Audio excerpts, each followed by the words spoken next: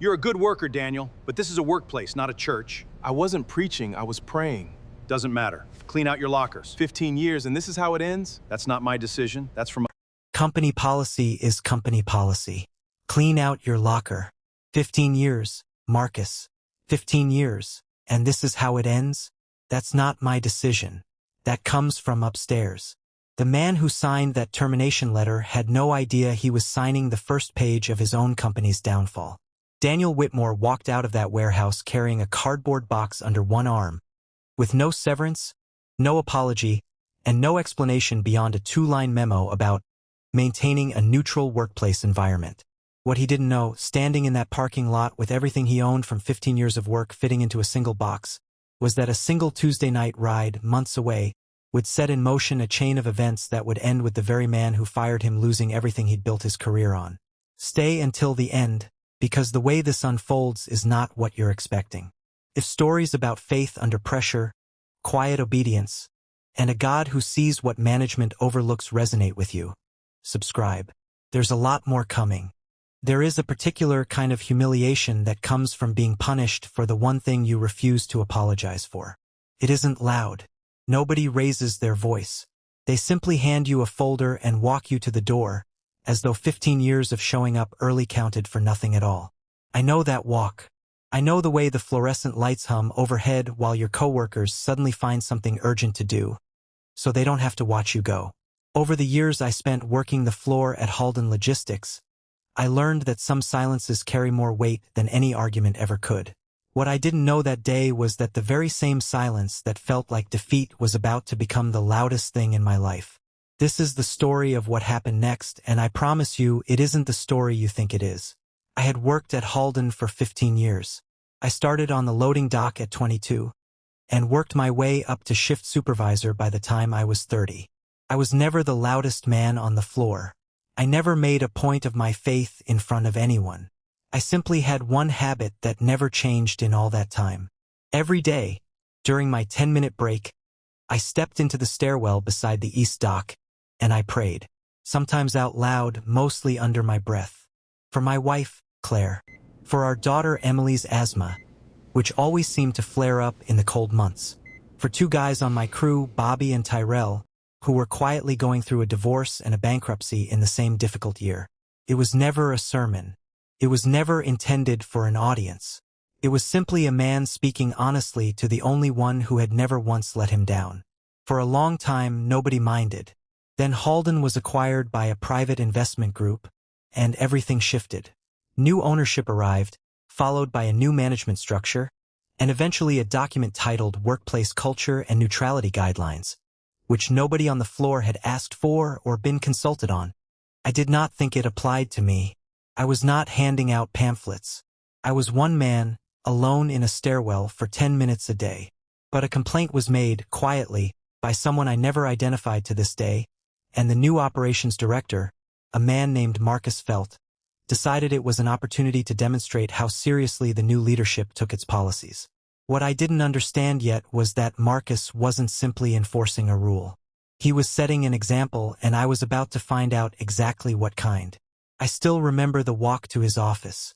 I remember the particular stillness of the corridor, the way two of my crew members looked up and then quickly looked away, already sensing what was coming. Marcus did not raise his voice. He rarely did. He simply told me, in the calm, procedural tone of a man reading from a script he had rehearsed, that my conduct was inconsistent with the company's new neutrality guidelines, and that despite my length of service, the decision had already been finalized above his level. I asked him plainly what conduct he was referring to. He told me it was the prayer. I told him it was 10 minutes alone, harming no one. He told me policy didn't make exceptions for intent. I would think about that phrase for months afterward because it turned out policy didn't make exceptions for a lot of things at Halden, including, eventually, for Marcus himself. I did not argue further. I did not raise my voice, though a part of me wanted to. I packed my locker slowly, deliberately, the way a man packs when he's trying to hold on to his composure in front of people trying very hard not to watch him fall apart. One colleague, a younger guy named Isaiah who'd only been at the company 2 years, walked me to the door despite being visibly nervous about being seen doing it. He shook my hand at the entrance and told me quietly that he thought what happened was wrong. I thanked him. I told him not to make trouble on my account, though I had no idea at the time just how much trouble was already brewing for the people who'd made this decision. I walked out into the parking lot, sat in my car for 11 minutes without starting the engine, and prayed the same prayer I'd prayed in that stairwell for years. Not for revenge. Not even for reinstatement. Simply for provision and for peace, because the mortgage didn't particularly care why I'd lost my job. That evening, I told my family the truth, without softening it and without dramatizing it. I said, I don't fully understand why this happened, but I know who I answer to, and it isn't Marcus Felt. My daughter, who was 11 at the time, asked me if I was going to stop praying because of what happened. I told her that was the one thing I had absolutely no intention of doing. What none of us knew that night, sitting around our kitchen table in a house we weren't sure we could keep, was that the answer to that prayer was already in motion, months before we'd ever meet the man who would deliver it. The 4 months that followed were, without exaggeration, the hardest stretch of my working life. I applied for supervisory roles at 3 other logistics companies in the area and heard nothing back from any of them. I began applying further out to warehouses and distribution centers anywhere within driving distance. Anywhere that might value 15 years of hands-on experience over a gap in employment I couldn't fully explain without raising uncomfortable questions in an interview. Our savings, modest as they were, began to run down faster than I'd prepared for. I took whatever work I could find. I repaired a neighbor's fence over 2 weekends for a few $100s.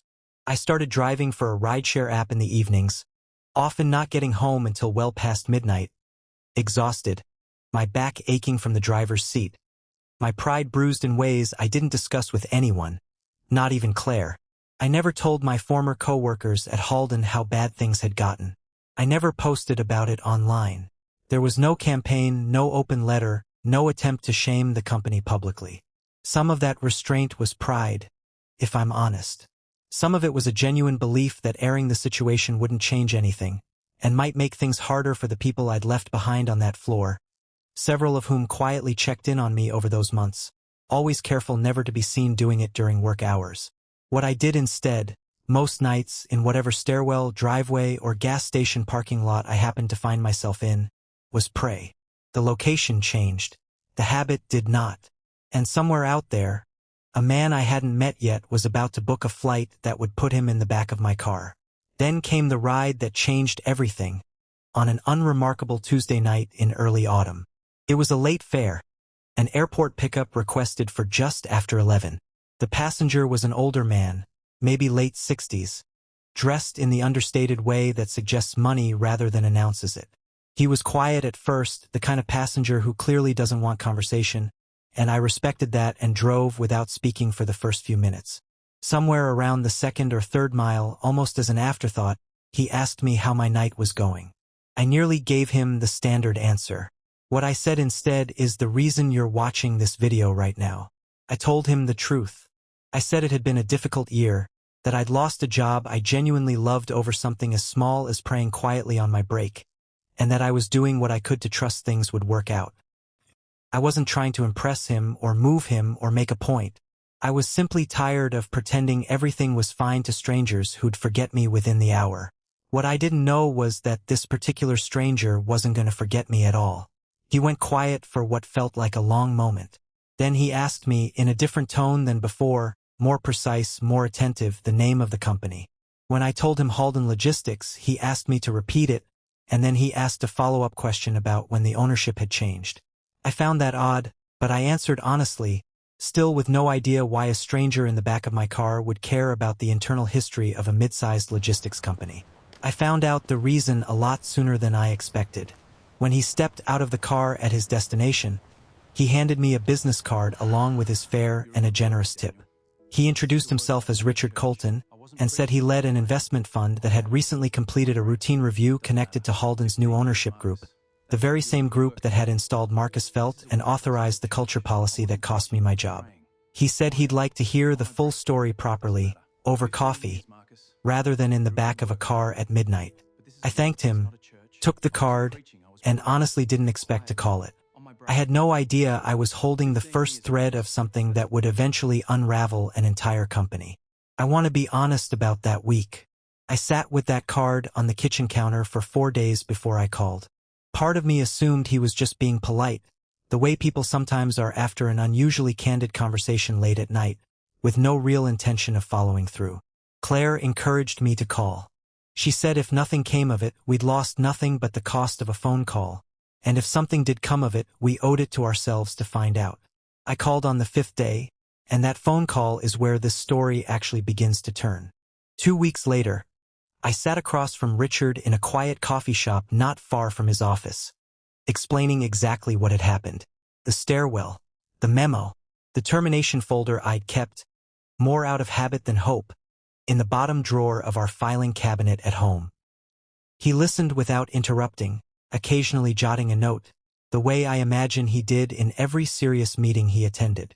When I finished, he told me something I hadn't expected, something that reframed everything I thought I understood about why I'd been fired in the first place.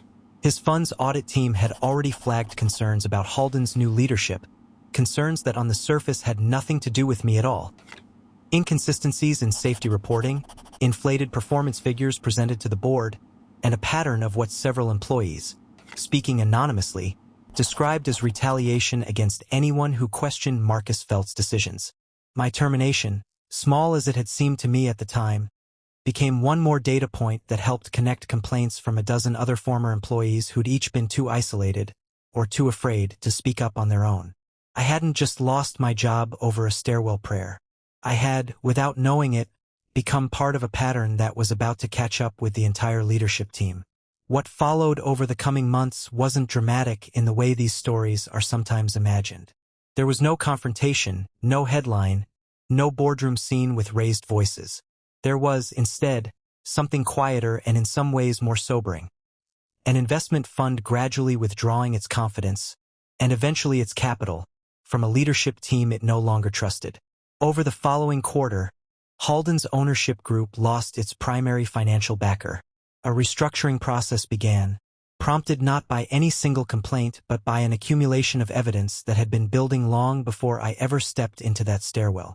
And Marcus Felt, the man who told a father of 15 years' service that a memo mattered more than a decade and a half of loyalty, was released from his position during that same restructuring, a decision made by people who never once discussed my situation with me directly. I want to be honest about how that news landed. It wasn't the triumph you might expect watching a movie about someone else's life. It felt closer to finally exhaling after holding my breath for the better part of a year. I never once prayed for Halden to fail, or for Marcus to lose his job. I only ever asked to be seen and cared for by the one whose opinion actually mattered to me. He answered that prayer first, quietly and steadily. Through fence repairs and late-night rideshare fares and a Tuesday evening conversation I very nearly kept to myself.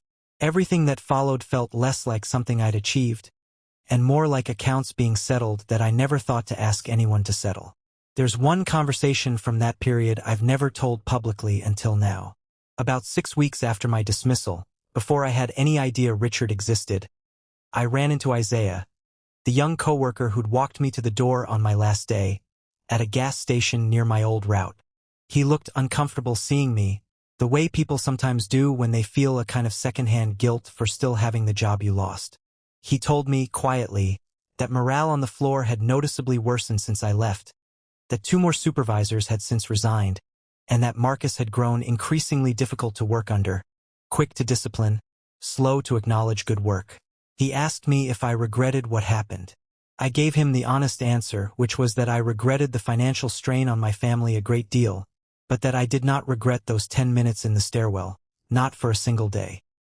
He nodded slowly and said he admired that, though he wasn't sure he had the courage to make the same choice himself. I told him courage was rarely a feeling. It was usually just a decision you kept making quietly one day at a time, whether you felt brave or not. I think about that conversation often, because it reminded me that the effects of a single decision rarely stay contained to the person who made it. Marcus was about to find that out the hard way. The financial pressure did not disappear the moment Richard handed me his card. I want to be careful not to suggest it did, because I think stories like this one are only useful if they're honest about the waiting. There was still a full month between that first coffee meeting and any concrete offer of work. There were still 2 more overdue utility notices during that time. There was still an evening when Claire and I sat at the kitchen table with a calculator between us, working out whether we could manage another 2 weeks if nothing changed. I say this because I don't want anyone watching this, who is currently living their own version of that stairwell, to think faithfulness gets rewarded on a predictable schedule.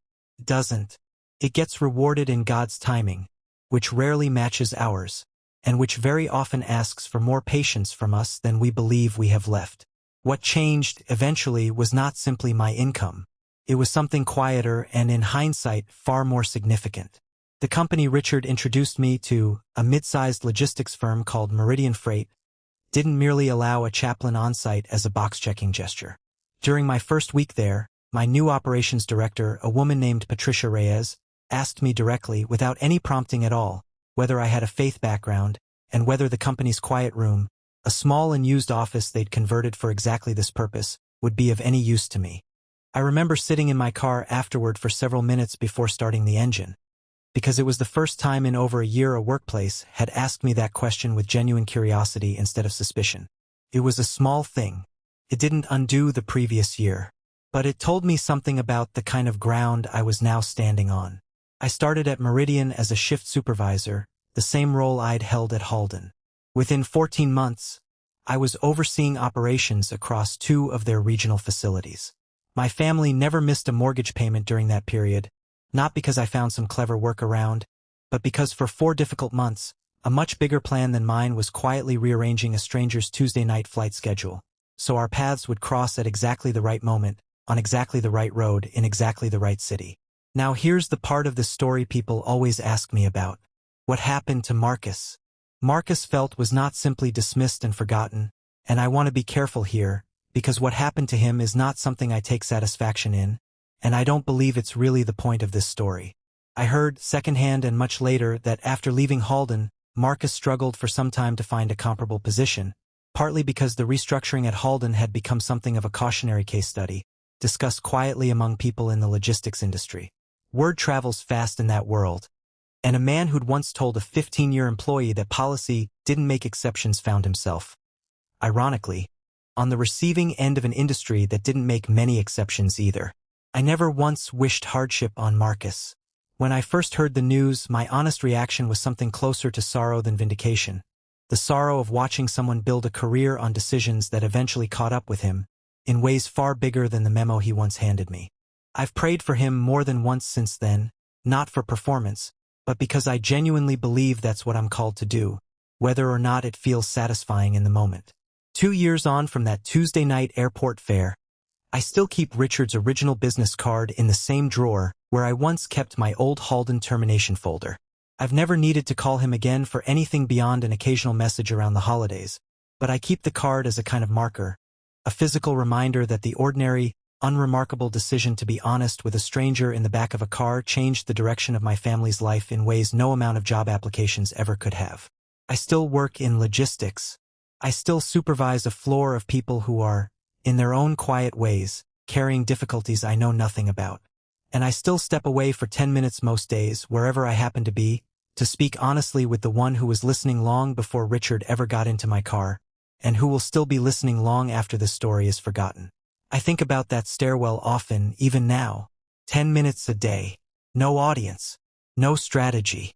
Just a tired man being honest with God about the parts of his life he couldn't fix on his own. I never once prayed for that company to fall. I only ever asked to be seen by the one who genuinely keeps account of these things. He heard every one of those 10-minute prayers, and he answered them in his own time, in the back of a car, just after midnight, through a stranger who happened to ask how my night was going. If you've ever been overlooked, punished, or quietly pushed toward the door for refusing to hide what you believe, I want you to hear this clearly. The door that closes on you is very rarely the last door. Keep praying in whatever stairwell you happen to find yourself in. Someone is listening, and he still has the final word. This wasn't just a story. It was a reminder that one act of courage can change a life forever. If this moved you, don't keep it to yourself. Share it with someone who needs hope today. You never know whose life it could impact. Subscribe to Legacy Chronicles and join thousands who believe the most powerful stories aren't just told. They leave a legacy. Comment, "Faith wins," if you believe God always has the final word. Because the next story you watch may be the one you'll never forget.